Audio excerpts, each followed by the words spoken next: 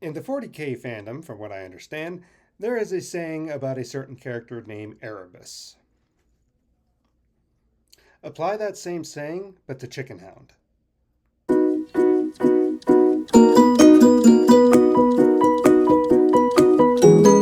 Hello, hello, and welcome to my channel. My name is Brandon Wheeler. What, I have strong mouth because I had heat injury happen in the army. I can't talk right unless I'm biting down to something. Sounds like that's and stuff. This just helps. Moving on. Alrighty, well, as you can see from the title and everything else, this is another book review time. It's great. And it is of Redwall by Brian Jacques. Not exactly sure how to say it. Uh, the first actual in the series, not chronologically, but in, I guess, written in the series and everything. Redwall. Everything. What is Redwall about? Let me read you the back. It is the summer of the late rose, and the gentle mice of Mossflower Wood are gathered at the ancient stone abbey of Redwall, celebrating a year of peace and abundance. But a sinister shadow has fallen across the abbey, for it is rumored that Clooney is coming. Clooney, the terrible one-eyed rat in his battle-seasoned horde. Clooney, whose vow it is to conquer Redwall. I don't know if it's pronounced actually Clooney or Cluny. It's Cluny. I don't know which it is, but I say it's just Clooney. So, uh, now I heard about a couple things and stuff about this, and I was like, I never looked into it or anything like that. And then I saw an artwork of it. I'm like, okay, Redwall. And I was finishing up John the Balladeer, and I was like, all right, let me pick it up. Let me at least read the book and everything just to figure out what the hubbub is and everything about. This book has been around since 1986 from when it was first published. So it's been around a long time and everything else like that. And let me just say, as a kid growing up, because this is more of a kid book, quote unquote, as a kid growing up in the 90s, I had Encyclopedia Brown books were my thing, and the Hardy Boys stuff too. Um, if we knew this was a thing, this would have been my absolute, probably one of my most favorite things to ever read, besides Encyclopedia Brown and everything else. For context, Anne of Green Gables is my favorite book, but this, oh man, is right up my alley. It is right there in what I like. It's it's based off animals and everything like that. As you can tell right here, you have a mouse with a shield and sword. What does that mean? Well, like it is explained and everything, not to give too many spoilers about the book, but there's an evil rat that's coming to conquer a land of a abbey by, just peace-loving mice and everything like that. But you have one mouse, Matthias, who's like, you know what, we should fight back and everything. We can't trust that they're gonna protect, they're gonna honor their word and everything like that. He's a scourge, he's stuff like that. So they're like, okay, well, we have no choice. We have to fight. And indeed, they have to fight. Filled with a lot of action and an adventure quest, hero quest, and everything like that. Good versus evil. It is so good. It is so well done. I like it. And supposedly the other books, some of them are prequels, some of them are sequels in the series, but take place in different times and everything like that. So um, let me just continue talking about it before I get more into spoilers because it's just exciting. I ordered this like literally 2 weeks ago. It's a 352 page book, and I read it in 2 weeks because I was that involved in how this is. It Before I get into me, you have Clooney coming in and stuff and trying to sneak his way into the abbey, trying to talk his way, but he's really going to try to see it and everything. Of course, Matthias rebuffs him and all that. Matthias the mouse is under the father abbot and everything. They're part of like a brotherhood, like monks, you could say, like that. And they're going to, they don't want to fight or anything like that, but they have to if they need to. But they look in their past. They had one who helped start the order or join the order called Martin the Warrior. So Matthias is like, well, if we find Martin's weapons, that should help us fight him. So they're part of the book is defending the abbey and everything, and you have different people doing that, like Jess the squirrel, Constance the badger, like different animals and everything, because they call all the animals that they can get in to get in. So you have mice, otters, stoats, the badger, any other type animal that can mostly be there, moles. Now there are birds like the sparrows, or sparrows really, but they're not involved in stuff yet. You got the shrews, you got a whole bunch of different stuff and clans and stuff going on. But Matthias is partly, besides doing the stuff with the abbey and defending against Clooney's siege and everything, is trying to find where these weapons and stuff are of Martin. And of course, Clooney keeps seeing something in his dreams of like a mouse chasing after him and killing him with a sword, and he doesn't know what it is, and spooks him because he's not spooked by anything.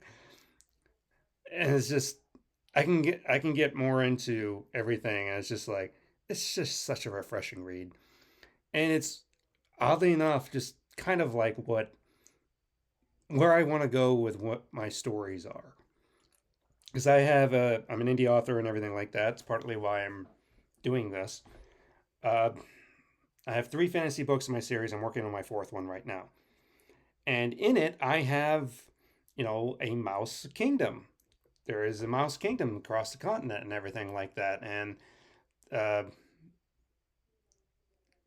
oddly enough, in the first book, you don't really get involved in the mouse kingdom until you meet one in the second one, but you do see, some of the rats starting to do some things, at least one rat character, which is part of the thing in the first book. And it's just like very interesting. It's kind of like, well, this does it's not anything I'm doing and stuff, but it matches stuff that I would like to do and everything like that. As far as like the Mouse Kingdom and relationship to how the rats are and everything, it's going to be technically in book six when I get into a huge thing with that and everything like that. But that's going to be a while. I'm only on book four.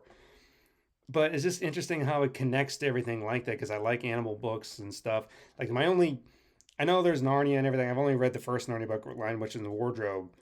And I've seen the movies and stuff, but I know there's Reapy Cheap character and everything like that. But I don't actually identify with Reapy Cheap or anything like that. You want to know what I really identify with? Tom and Jerry.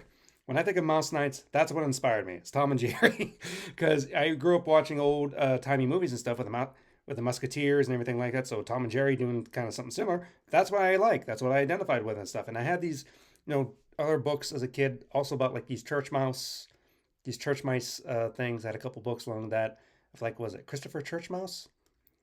Something like that. And that artwork reminds me of this kind of artwork that's on here on the front. It was written around the same time, I think. But that's what I hold on to, and that's what I think about when I do these things. Is like Tom and Jerry and stuff. That's how I built the things, and trying to get away from more because initially started as kind of like a thing with D&D, trying to like, okay, I like D&D a little bit. And I studied into the D&D, and I was trying to build something off that. And I was like, you know what, I want to get away from that and build my own thing. So instead of relying on stuff like just orcs or everything like that, like you could see that more influence in the first two books. In the third book, I tried to make it more Westernish and how it's going to go on further on. But I really want to pull more from animals and everything like that because that's what I like. That's what I know. I know animals. I like animals, and that's what I'm going to do. So it's just easier for me to identify with animal stuff with like mice, rats, uh, cats, dogs. It's just an easier thing for me to write on. So to have a book that kind of has that flavor of what I was kind of looking for is just like, I wish I knew of this thing as a kid. I wish we knew about it because I absolutely would have read this full on. I would have gotten the whole series and stuff. And I think I am going to get the whole series and read the whole thing. There's 22 books? There's something else online that I've seen. It's called Guelph.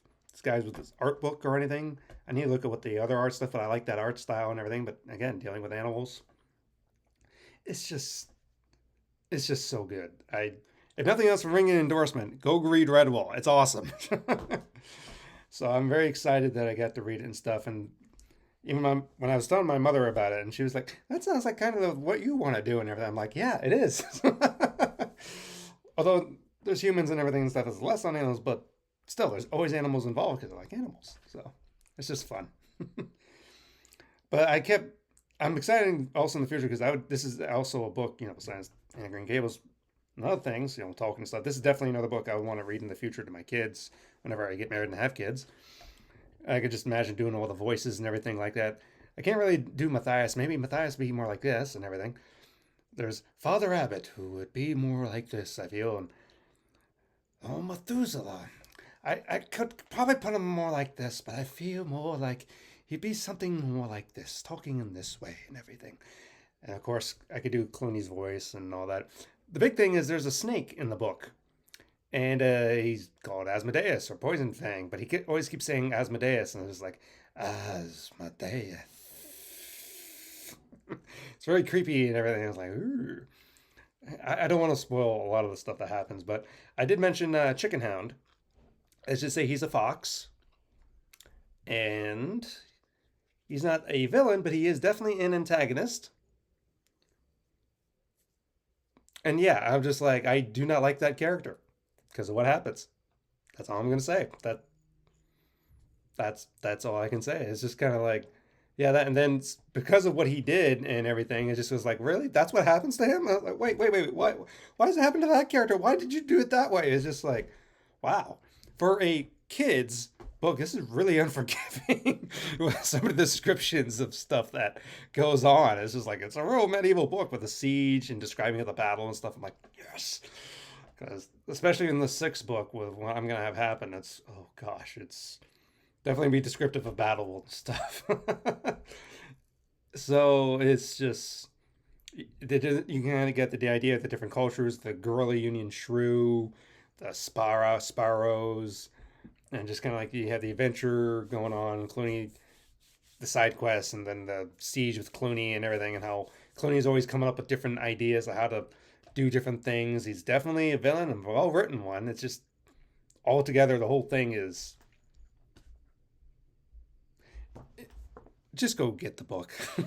Go get it, go read it. If you've read it, tell me what you think about it because it's awesome. And what one should I start with next? Because I know they're technically, because looking it up about it, seems like there's a cartoon show that was made by PBS. I'm like, oh, okay, let me look at this. And I started watching the first episode and they added more to Matthias's backstory about Clooney being the one that caused him being an orphan or so and everything else. I was just like, I wasn't even done with the book yet, but I was like, that's not in the book.